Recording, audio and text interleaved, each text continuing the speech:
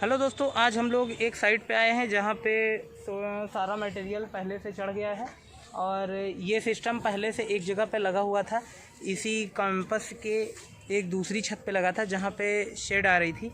वहाँ पे ज़्यादा पेड़ पौधे हैं, तो आप देख सकते हैं वहाँ पे वो जो बिल्डिंग दिख रही है आपको, उस बिल्डिंग पे लगा था पहले। तो वहाँ पे चारों तरफ से पेड़ पौधे थे, तो इसलिए इस पे शेड आती थी। तो अब इसको यहाँ से डिसमेंटल कर लिया गया था और यहाँ पे हमारे मैन पावर के द्वारा ये चढ़वाया गया है। अब ये यहाँ पे चढ़ गया है, तो आज हम लोग इसको इंस्टॉल करेंगे, ठीक है, और देखेंगे कि किस तरीके से यह सिस्टम इंस्टॉल किया जाता है, ठीक है। तो ज़्यादा देर ना करते हुए दोस्तों हम लोग शुरू करते हैं इस काम को। आज हम लोगों ने पहले ही इस स्ट्रक्चर की मार्किंग कर ली थी कि किस तरीके से स्ट्रक्चर लगना है, उसको सही तरीके से हम लोगों ने पहले मार्क कर लिया था।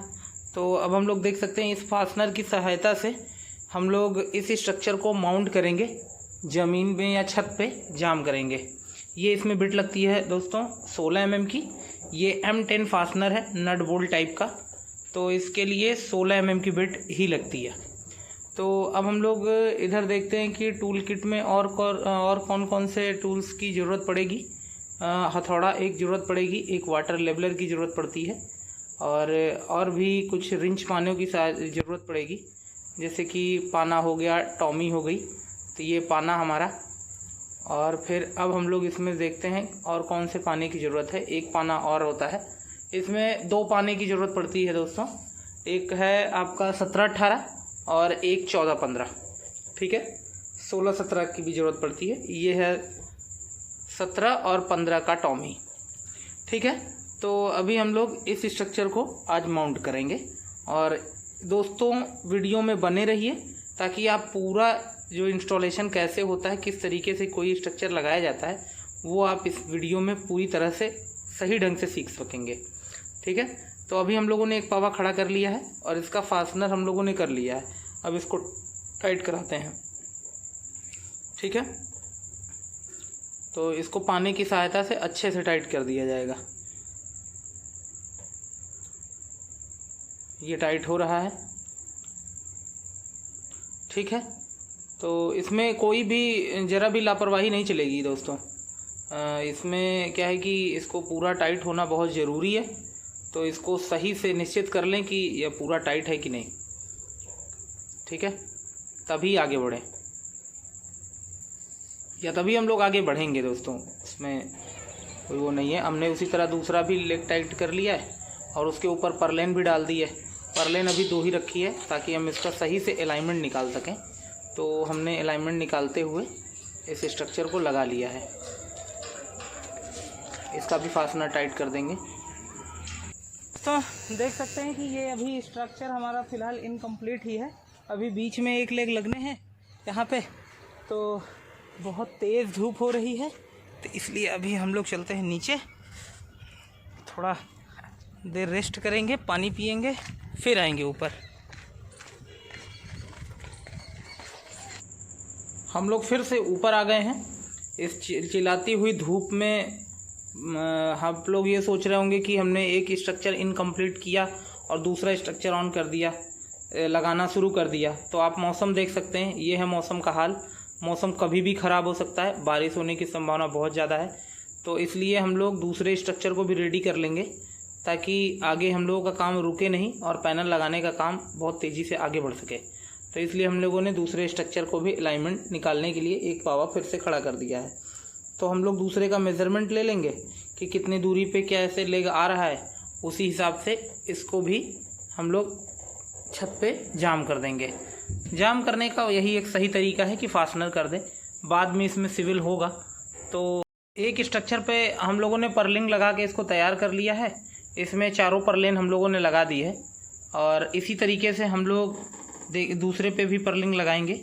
मौसम का हाल देख सकते हैं, पल भर में मौसम बदल रहा है। अभी बादल थे, अभी बहुत तेज़ धूप हो गई है, ठीक है।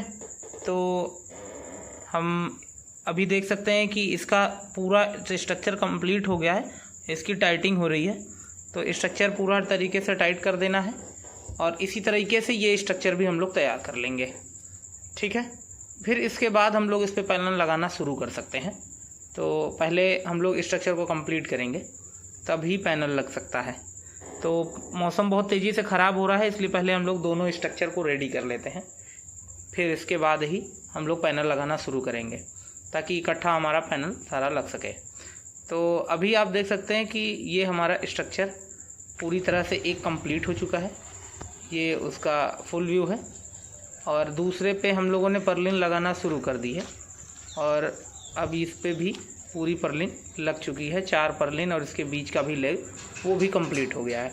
तो ये स्ट्रक्चर अब हमारा रेडी है, जिस पे हम लोगों ने पैनल लगाना शुरू कर दिया है। तो अब हमारा पैनल लगने के लिए तैयार है। अब हम लोग इस पैनल को अच्छे से टाइट करेंगे एलंकी की सहायता से। ये देखिए एलंकी से ये पूरा पैनल इस पे टाइट हो रहा है, नहीं भागेगा। ठीक है। तो इसी तरीके से लगना शुरू कर दिया, पैनल को टाइट करना शुरू कर दिया गया है और इस पैनल का अलाइनमेंट निकालते हुए ही हम लोग पैनल को लगाएंगे। और उससे पहले हम लोग देख सकते हैं कि अब हमारा ये पैनल लग के रेडी हो गया है, ठीक है। इसी तरीके से इस स्ट्रक्चर पे भी हमारा, दूसरे स्ट्रक्चर पे भी ये हमारा पैनल लग के तैयार हो जाएगा और उसी तरीके से लगाएंगे। और अभी मौसम देख रहे हैं, शाम हो गई है, थोड़ा अंधेरा होने वाला है, इसलिए हम लोग थोड़ा सा काम को बढ़ाएंगे और काम तेज़ करेंगे। ये हमारा एक पैनल लग के रेडी हो गया है, एक सेट हमारा तैयार है और ये 14 पैनल के 2 सेट हैं। तो एक 14 पैनल की तो सेट तैयार हो चुकी है, तो ये दूसरा सेट अभी बाकी है, जिस पे हम लोग पैनल लगाना शुरू कर रहे हैं। ये पैनल बहुत ही सावधानी से हम लोगों को रखना होगा। हम लोगों ने एक पैनल पहले फंसा लिया, फिर उसके बाद दूसरा पैनल मिड क्लैंप से टाइट करना है। एक एक करके ये एक दूसरे से मिड क्लैंप की सहायता से ऐसे ही टाइट होते चले जाएंगे और फिर हम लोग ऊपर की लाइन लगाएंगे। पहले निश्चित कर लेंगे कि बढ़िया से टाइट हो जाए। इसी तरीके से सारे पैनल को टाइट कर लेना है।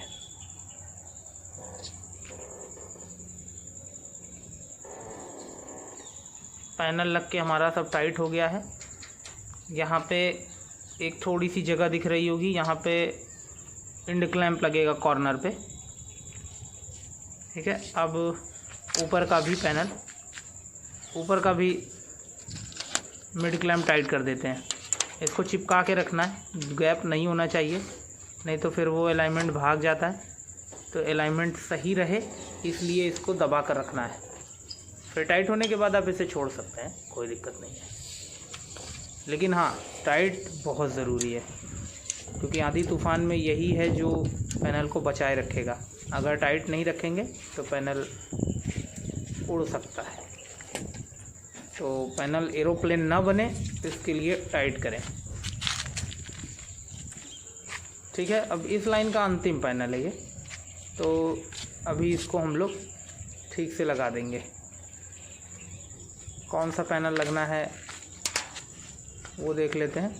अब यहाँ से हम लोग एंड क्लैंप लेंगे, मिड क्लैंप और एंड क्लैंप लेते हैं और पैनल के पास चलते हैं जहाँ पे पैनल लगना है, वहीं पे हम लोग इसको लगाएंगे।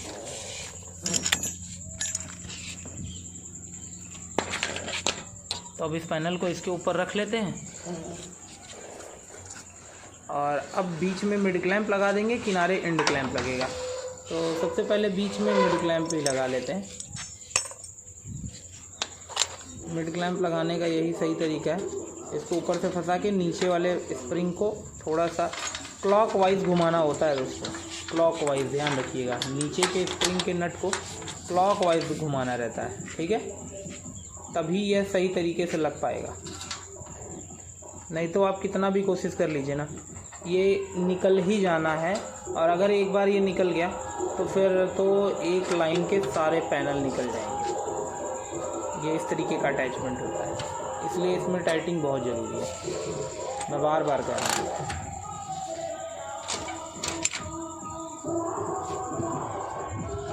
अब हम लोग इसको एलंकी से फिर से टाइट करेंगे।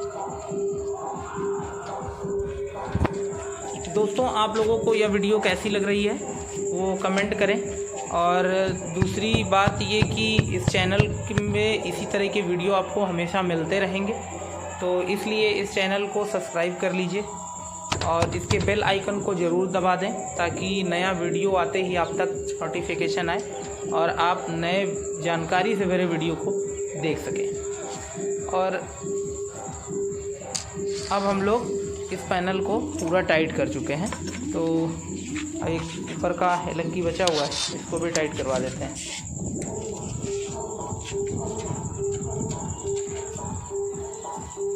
दोस्तों ये ज़रूरी है कि टाइट हो, मैं बार बार कह रहा हूँ इस बात को।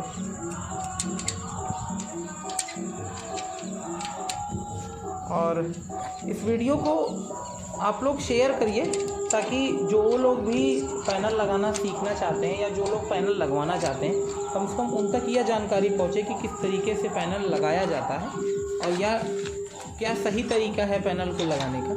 तो ये आप लोग इस वीडियो के माध्यम से सीख सकते हैं। तो प्लीज़ इस वीडियो को शेयर करिए और कोई भी सवाल हो तो कमेंट कीजिए, उसका जवाब मैं देने की पूरी कोशिश करूँगा।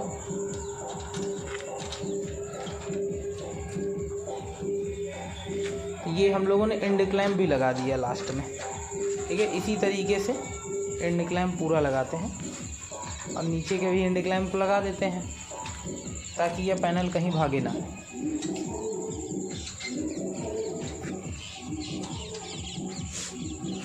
अभी देखिए ये पैनल कितना अच्छा लग रहा है। एक ही सीधाई में पूरे पैनल लगे हुए हैं। ये एंड क्लैम्प, इसको अच्छे से टाइट कर देते हैं। ये कॉर्नर का होता है, इसी पे पूरी एक लाइन टिकी होती है दोस्तों, ठीक है। ये पॉली पैनल है, देख सकते हैं वीडियो में कि ये नीले रंग का ग्लो हो रहा है, तो ये पॉली पैनल है। हम लोगों ने ऊपर का काम शुरू कर दिया है, तो ऊपर का काम करने के लिए थोड़ा सा वीडियो ब्रेक लेना पड़ा। तो अभी देख सकते हैं एक लोग टाइट हो गया, ऊपर चढ़े हुए हैं, टाइट हो गया। और आगे बढ़ो, पैनल को ऊपर से टाइट करेंगे, मैं नीचे से पैनल दूंगा और उसी तरीके से मिड क्लैम्प और एंड क्लैम्प लगाते हुए देख रहे हो दोस्तों, लगाते चलेंगे। ये मौसम फिर से ख़राब हो रहा है। हम लोग पैनल लगाने के वीडियो को ध्यान से बहुत करीब हैं और सीखिए कि कैसे पैनल लगाए जाते हैं, ठीक है। ये हमारा एक सेट पूरा तैयार हो गया।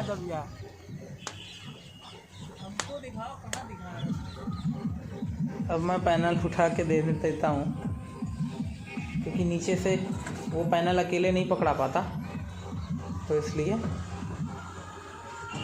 मैं अकेले ही इस पैनल को, इसका वज़न ज़्यादा होता नहीं है दोस्तों। इसका वज़न मात्र 24 से 25 के अंदर ही है। ये लगभग 20 से 22 किलो का पैनल होता है एक अप्रॉक्स।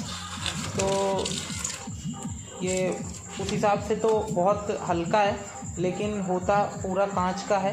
ये पूरा पैनल कांच का होता है, एल्युमिनियम फ्रेमिंग होती है एल्युमिनियम की, तो इसलिए थोड़ा सा बहुत ही सावधानी से उठाना पड़ता है। सही तरीका होना चाहिए उठाने का। देख सकते हैं मैंने बीचों बीच से उठाया और इसको सीधा परलेन के ऊपर रख दिया। कहीं ठोकर बहुत तेज़ नहीं लगनी चाहिए।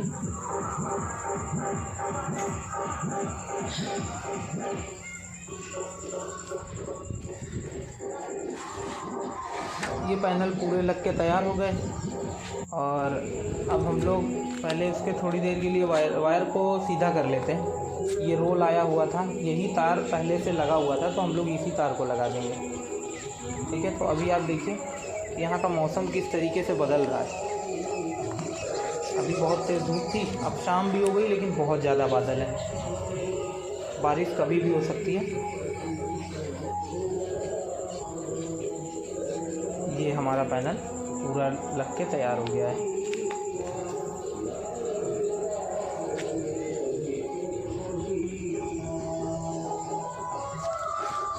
पैनल को सही से लगा दिया गया है, सारे फास्टनर लगा दिए गए हैं। अब हम लोग वायर दौड़ाना शुरू कर रहे हैं। इसमें जगह जगह पे कनेक्टर्स और सारी चीज़ें पहले से लगी हैं, क्योंकि हमने पहले ही बता दिया कि ये पहले लगा हुआ था। तो पार्टी ने कहा जैसे ही आप वायरिंग हुई थी वैसे ही आप कर दीजिए। तो हम लोग इसमें बहुत ज़्यादा फेरबदल नहीं कर सकते और न ही उतनी कॉस्टिंग है कस्टमर की, तो फ़िलहाल अभी वो इसको ऐसे ही एज इट इज़ ऑन करवाएंगे, बाद में इसकी वायरिंग फिर से करवाएंगे, तो उसका वीडियो बाद में मैं बना के। तो अभी आप देख सकते हैं यहाँ पे हम लोग 7 पैनल की सीरीज़ बना रहे हैं, ठीक है। 7 पैनल की 4 सीरीज़ है, ये एक का प्लस है, फिर उसी तरीके से दूसरे पैनल का माइनस, तो इसी तरीके से ये देखिए प्लस ये है और 7वें पैनल का माइनस इधर है। तो ये एक सीरीज़ हमारी कंप्लीट होती है, उधर से घूम के आएगी, ठीक है। इस तरीके से घूम के ऊपर से नीचे की तरफ घूमेगी, ऊपर के 3 पैनल, नीचे के 4 पैनल, ठीक है। इस तरीके से हम 7 पैनल की सीरीज़ को कंप्लीट करेंगे। और इसमें हम लोगों ने मार्किंग कर रखी थी पहले से, तो हम पहले नेगेटिव वायर को पहले जोड़ देते हैं, ठीक है। इसमें हमने ये हम लोगों ने पहले से ही देख लिया था किस तरीके से, उसी हिसाब से पैनल लगाया भी गया है जिस हिसाब से वायरिंग पहले से हुई थी। तो तार को छील लेते हैं। ये एक स्ट्रिपर है दोस्तों, मैं इसका एक शॉर्ट्स डालूंगा कि ये किस तरीके का स्ट्रिपर है, थोड़ा सा यूनिक है। तो हम लोग इसको अच्छे से ट्विस्ट कर देंगे। जो इलेक्ट्रिकल ट्विस्टिंग होती है वो अलग होती है, जो नॉर्मल ट्विस्टिंग होती है वो अलग होती है। तो आप देख सकते हैं कि मैं इसको एक तार के ऊपर नहीं बल्कि मैं इसे हॉरिजेंटली ट्विस्ट कर रहा हूँ, फिर उससे वर्टिकली फिर से ट्विस्ट करूँगा और इसको सही से स्ट्रिपर की सहायता से इसको थोड़ा सा टाइट कर दिया हो ताकि ये लूज़ ना हो, क्योंकि डीसी में लूज़ कनेक्शन नहीं चलता है। लूज़ कनेक्शन से करंट लॉस होते हैं। और दूसरी चीज़ आपका होता है हीटिंग। तो हीटिंग तो एसी में भी होता है, लेकिन फिर भी उसको टाइट होना ज़रूरी है, लेकिन वो स्पार्किंग और वो सब चीज़ें ना हो और रस्टिंग ना आए, उसके लिए टेपिंग बहुत ज़रूरी है और बहुत अच्छे से टेपिंग करेंगे हम लोग। अब देख सकते हैं बहुत ज़्यादा टेपिंग करूँगा मैं ताकि पानी बिल्कुल भी ना जा पाए। इसी तरीके से हम लोग दूसरे माइनस को भी ले लेंगे। इसमें 2 माइनस आपस में जुड़ गए एक लाइन के,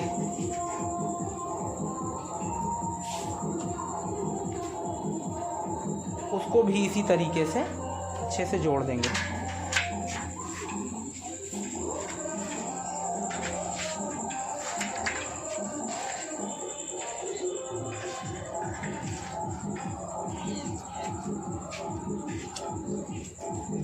दूरी थोड़ा सा कम पड़ रही है, मतलब तार थोड़ा छोटा पड़ रहा है दोस्तों, क्योंकि जगह हमने शिफ्ट की है तो एग्जैक्ट उतनी दूरी पे नहीं आया है। यहाँ पे थोड़ा सा जगह दूसरे तरीके से थी, तो इसलिए यहाँ पे थोड़ा सा दूरी हमको इंक्रीज़ करनी पड़ी है। उसकी वजह से थोड़ा सा तार छोटा पड़ रहा है, लेकिन इतना छोटा भी नहीं है कि नहीं लगाया जा सकता। तो इसको भी अच्छे से ट्विस्ट कर देंगे और बढ़िया से ट्विस्ट करके इसको टेप कर देंगे।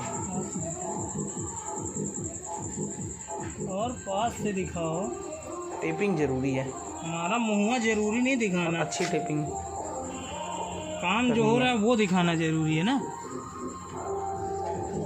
ये अनकट वीडियो है दोस्तों, इसमें कट नहीं है, इसमें कट मैंने नहीं किया है।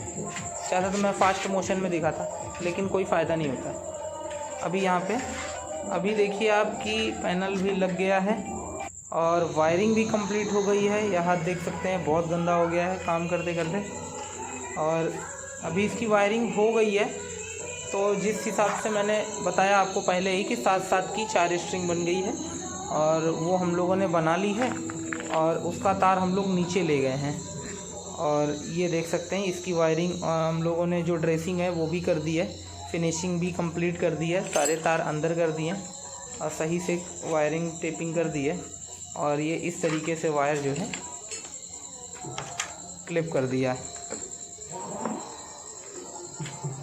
ठीक है। ये रहा वायर, ये इसी तरीके से वायर इधर गया, फिर इसके बाद दूसरे पैनल में गया, दूसरे पैनल की लेन में, और यहाँ पे आपस में कनेक्ट हुआ 7 पैनल से।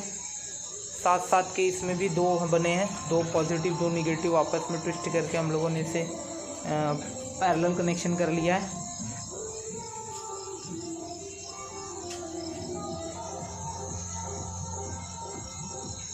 तरीके से ये वायर किया हुआ है,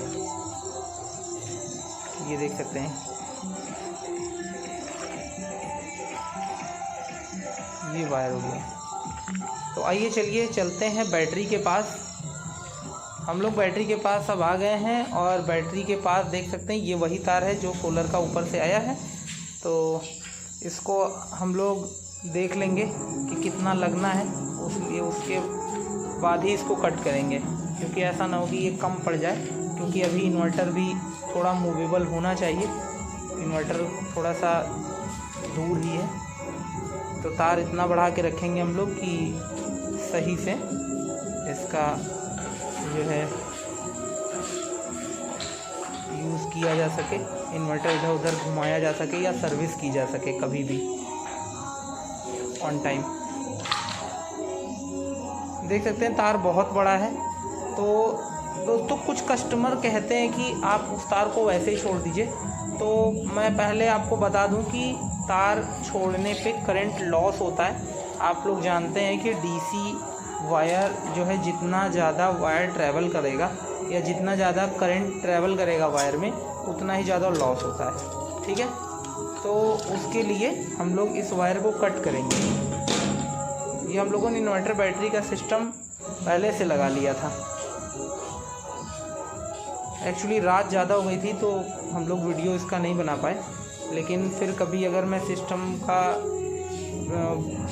इन्वर्टर बैटरी इंस्टॉल करूँगा तो मैं उसका वीडियो आपको शेयर कर दूँगा। ये आप ऐसे देख सकते हैं कि ये पॉजिटिव पॉइंट है, और मैं ऐसे मोटा मोटा आप लोगों को बता देता हूँ। ये हर एक बैटरी के पॉजिटिव निगेटिव से कनेक्ट है, तो इसको सीरीज़ कनेक्शन कहते हैं दोस्तों। एक बैटरी का प्लस दूसरे बैटरी के माइनस से कनेक्ट होता है। अगर यही चैन कंटिन्यू दोहराई जाएगी तो इसको सीरीज़ कनेक्शन कहते हैं। तो ये यहाँ पे हम लोगों ने 10 बैटरी को सीरीज़ में जोड़ा हुआ है, और इस तरह से यह 120 वोल्ट का बैटरी बैंक बन गया है। और यह सिस्टम 10 किलोवाट का 120 वोल्ट में आता है। अभी देख सकते हैं ये इसके प्लस है और ये इसका लास्ट माइनस का पॉइंट है। ये बैटरी इन्वर्टर में कनेक्ट है। ठीक है, तो इन्वर्टर ऑन है। हम लोगों ने वायर कट कर लिया और बाकी के वायर को हटा देते हैं, और फिर इसके बाद इसको स्ट्रिप करेंगे। मार्किंग देख ली, प्लस था, रेड टेप लगा था इसलिए प्लस हम लोगों ने कोट कर लिया था पहले ही। तो अब हम लोग देखेंगे कि जो हम लोगों ने वायर कट किया है उस पर भी टेपिंग करना ज़रूरी है। नहीं तो कभी कभी क्या होता है कि अगर मान लीजिए कि साइड पे कोई और इलेक्ट्रीशियन गया है या टेक्नीशियन गया है तो वो नहीं चेक कर पाएगा, उसको पता करने के लिए फिर से ट्रैकिंग करनी पड़ेगी। इसलिए हम लोग इसमें येलो कलर की मार्किंग कर रहे हैं। तो ये हमारा पॉजिटिव पॉइंट है। इसमें थोड़ा सा टेप लगा देते हैं ताकि ये पता चल सके कि ये प्लस है। ये तार को छील करके हम लोग इसमें ट्विस्ट करके इसको ठीक से लगा देंगे। ये इन्वर्टर बहुत हैवी कैपेसिटी का है, तो इसमें भी पेचकस का यूज़ नहीं होता है। इसमें भी गुटके लगते हैं, टॉमी लगती है एक। ठीक है, इसको भी 2 भागों में करेंगे हम लोग ताकि अच्छे से कनेक्टिविटी बनी रहे।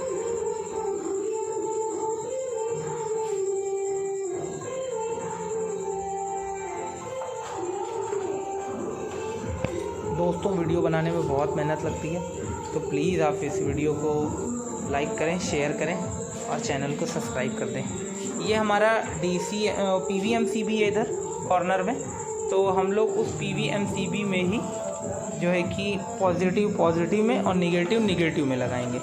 ठीक है, तो इंश्योर कर लें कि कौन सा पॉजिटिव है कौन सा निगेटिव।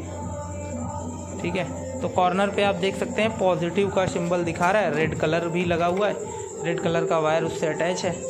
तो हम लोग जो हमारा येलो कलर का वायर है वो उस रेड कलर के वायर के पॉइंट पे टाइट करेंगे।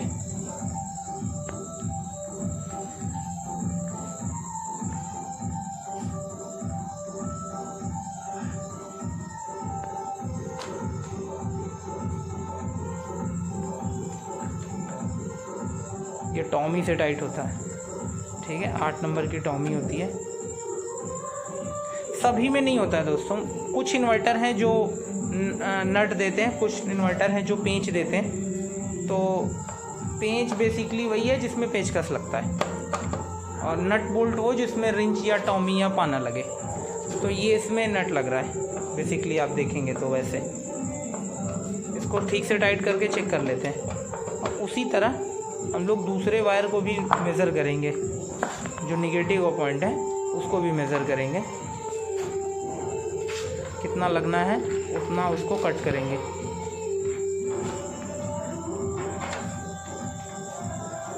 कटर से काट लिया,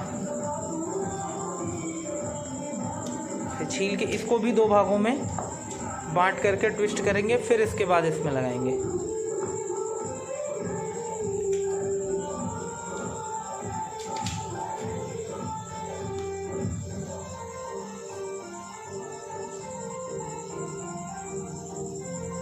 दोस्तों आप लोग मुझे तब तक, जब तक ये कनेक्ट हो रहा है तब तक आप लोग मुझे एक कमेंट कर सकते हैं। आप लोग मुझे ये बताइए कि अभी जो हम लोगों ने पैनल का कनेक्शन किया है, 7 पैनल को जोड़ा है, फिर उसके प्लस को आपस में जोड़ा है और माइनस को आपस में। तो आप मुझे ये बताइए 28 पैनल है, 7 पैनल के 4 स्ट्रिंग बनी है, तो इसमें कितने पैनल सीरीज़ में जुड़े हैं और कितने पैरेलल कनेक्शन हुए हैं, ठीक है। कितने पैनल के सीरीज़ हैं और कितने पैरेलल कनेक्शन हैं, तो प्लीज़ कमेंट करिए इसको, अपना जवाब ज़रूर कमेंट करें।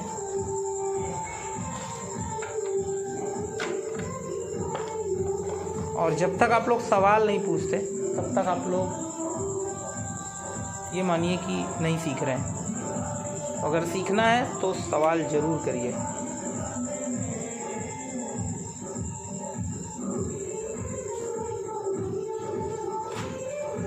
इसको हम लोग सही से इसमें लगा देंगे, ठीक है।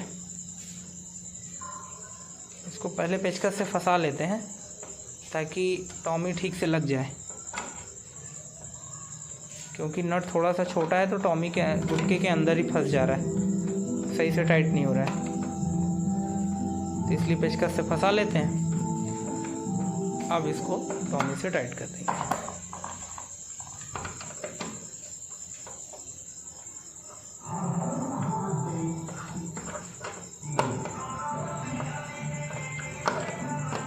अब ये पूरी तरह से टाइट हो गया है।